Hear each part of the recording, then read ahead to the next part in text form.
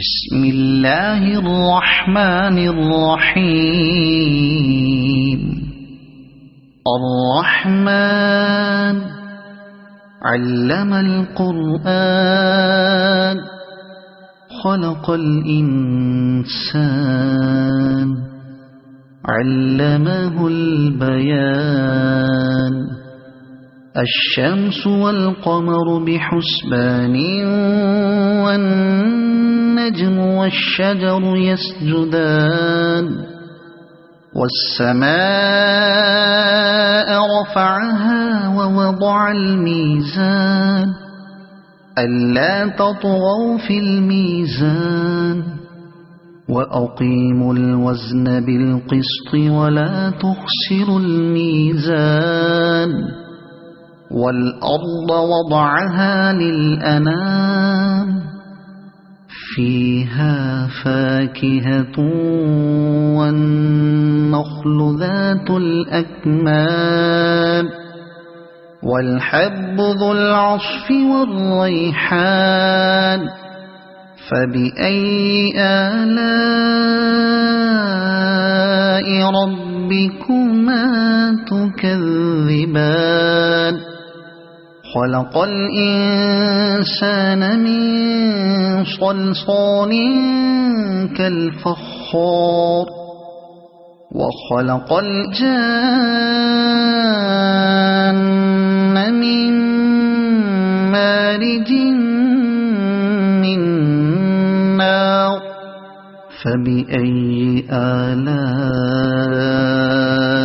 ربكما تكذبان.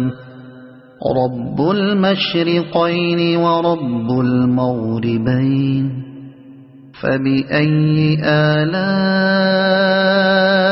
ربكما تكذبان. مرج البحرين يلتقيان بينهما برزخ لا يبغيان. فبأي آلاء ربكما تكذبان. يخرج منهما اللؤلؤ والمرجان. فبأي آلاء ربكما تكذبان. وله الجوار المنشآت في البحر كالأعلام. فبأي آلاء ربكما تكذبان. كل من عليها فان ويبقى وجه ربك ذو الجلال والإكرام. فبأي آلاء ربكما تكذبان. يسأله من في السماوات والأرض كل يوم هو في شأن. فبأي آلاء ربكما تكذبان. سنفرغ لكم أيها الثقلان. فبأي آلاء ربكما تكذبان. يا معشر الجن والإنس إن استطعتم أن تنفذوا من أقطار السماوات والأرض فانفذوا لا تنفذون إلا بسلطان. فبأي آلاء ربكما تكذبان. يرسل عليكما شواظ من نار ونحاس فلا تنتصران. فبأي آلاء ربكما تكذبان.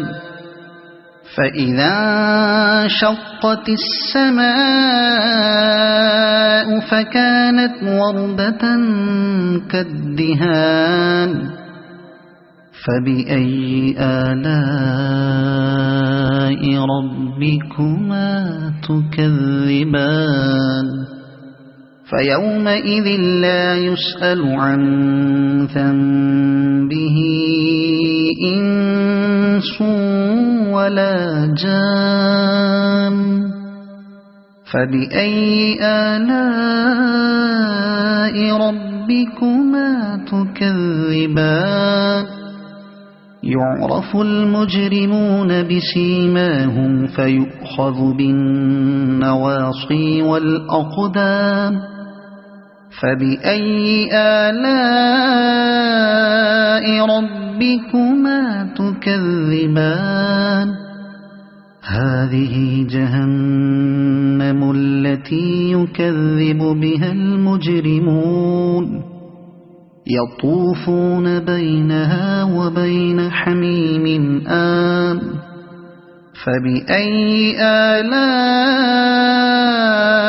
ربكما تكذبان ولمن خاف مقام ربه جنتان فبأي آلاء ربكما تكذبان ذواتا أفنان فبأي آلاء ربكما تكذبان فيهما عينان تجريان فبأي آلاء ربكما تكذبان فيهما من كل فاكهة زوجان فبأي آلاء ربكما تكذبان متكئين على فرش بطائنها من استبرق وجنى الجنتين دان فبأي آلاء ربكما تكذبان فيهن قاصرات الطرف لم يطمثهن إنس قبلهم ولا جان فبأي آلاء ربكما تكذبان كأنهن الياقوت والمرجان فبأي آلاء ربكما تكذبان هل جزاء الإحسان إلا الإحسان فبأي آلاء ربكما تكذبان ومن دونهما جنتان فبأي آلاء ربكما تكذبان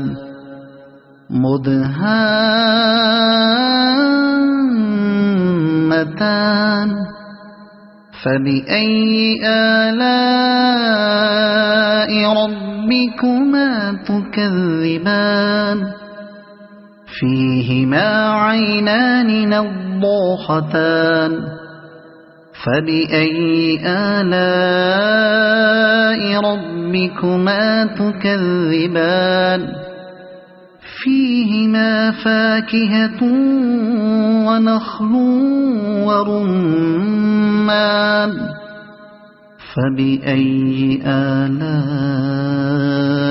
ربكما تكذبان فيهن خيرات حسان فبأي آلاء ربكما تكذبان حور مقصورات في الخيام فبأي آلاء ربكما تكذبان لم يطمثهن إنس قبلهم ولا جان فبأي آلاء ربكما تكذبان متكئين على رفرف خضر